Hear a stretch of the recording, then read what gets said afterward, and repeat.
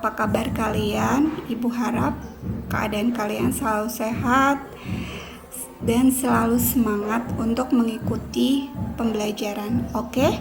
Untuk pada siang hari ini, Ibu akan membahas mengenai sistem pengolahan makanan awetan dari bahan nabati. Oke, produk makanan awetan. Apa sih produk makanan awetan itu? Produk makanan awetan adalah produk makanan dan minuman yang sudah mengalami proses pengolahan sehingga mempunyai keawetan yang lebih tinggi.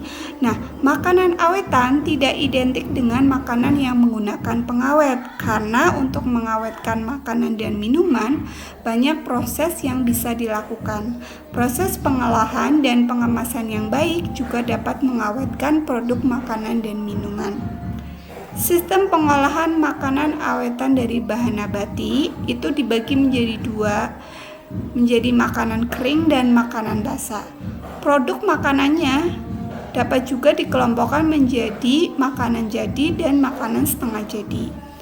Makanan jadi adalah makanan yang dapat langsung disajikan untuk dimakan, sedangkan makanan setengah jadi membutuhkan proses untuk mematangkannya sebelum siap untuk disajikan dan dimakan.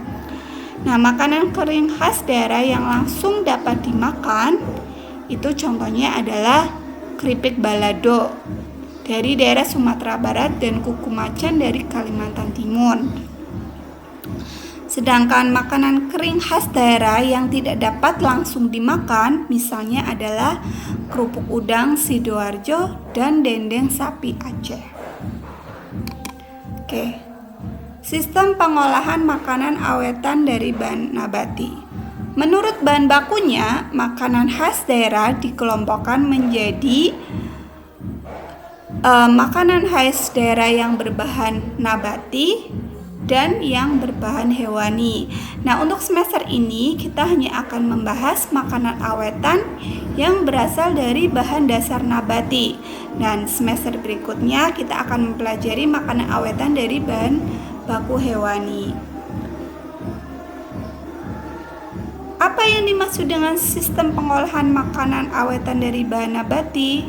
Ialah makanan yang awet yang berasal dari bahan baku tumbuh-tumbuhan, misalkan sayur-sayuran dan buah. Makanan awetan dari bahan nabati, baik makanan atau minuman yang diproduksi suatu daerah, biasanya menjadi identitas daerah tersebut dan menjadi pembeda dari daerah lainnya. Berbagai makanan awetan dari bahan nabati di Indonesia mempunyai ciri khas daerah tersebut. Dan berwirausaha di bidang ini dapat menjadi pilihan yang sangat tepat karena kita banyak mengenal produk makanan awetan dari daerah kita daripada daerah lainnya. Sistem pengolahannya pada umumnya cukup sederhana, biasanya menggunakan metode dan alat yang sederhana pula. Bahan baku yang digunakan diharapkan adalah bahan baku lokal yang mudah didapat di lingkungan sekitar. Sebagai contoh makanan awetan bahan nabati yang akan Ibu jelaskan nanti itu adalah minuman lidah buaya, ya. Selain itu contoh makanan awetan bahan nabati itu seperti keripik apel di daerah Malang. Itu jadi ciri khas di daerah tersebut karena di sana itu apel Malang itu jadi bahan baku yang melimpah. Jadi agar tidak cepat busuk, maka penduduk di sana itu mengawetkannya dengan cara membuat keripik apel.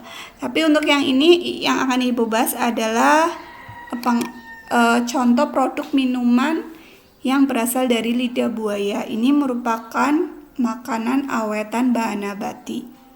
Nah, produk minuman lidah buaya mulai dikembangkan setelah sebelumnya lidah buaya itu hanya dikembangkan dalam bidang kesehatan, dalam bidang kecantikan sebagai bahan baku kosmetik. Ternyata di bidang kesehatan, lidah buaya itu ternyata baik untuk kesehatan karena mempunyai kalori yang rendah. Jadi untuk program diet itu sangat bagus. Nah, di Kalimantan Barat lidah buaya itu sudah dapat diolah menjadi berbagai bentuk makanan dan minuman seperti jus, koktail, gel lidah buaya, selai, jelly, dodol, dan manisan. Untuk memperpanjang umur simpannya, telah dilakukan pula penelitian pembuatan tepung lidah buaya dengan penambahan bahan pengisi. Nah, gel lidah buaya dikembangkan dalam bentuk sediaan oral sebagai minuman kesehatan yang diklaim menyegarkan dan memberi efek mendinginkan. Lidah buaya juga dapat digunakan sebagai obat luka bakar, panas dalam, asam urat, dan malnutrisi karena kandungan asam amino dan vitaminnya. Gel lidah buaya juga memperlihatkan aktivitas anti penuaan karena mampu menghambat proses penipisan kulit dan menahan kehilangan serat elastin serta menaikkan kandungan kolagen dermis yang larut dalam air. Nah, lidah buaya yang biasa digunakan dalam bahan baku minuman dalam kemasan ini biasanya dibuat dalam kemasan mangkok plastik berukuran 240 gram. Bahan yang digunakan dalam membuat lidah buaya itu ada lidah buayanya, ada gula, dikasih asam sitrat, penguat rasa, dan alat-alat yang digunakan antara pengemas, cup, pisau, talenan, baskom, panci stainless steel, kompor, filling sealing machine, dan ada timbangan, pH meter, refraktometer, dan lainnya.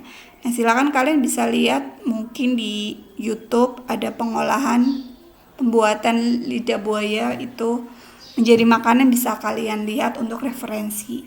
Oke, demikian untuk KBN hari ini.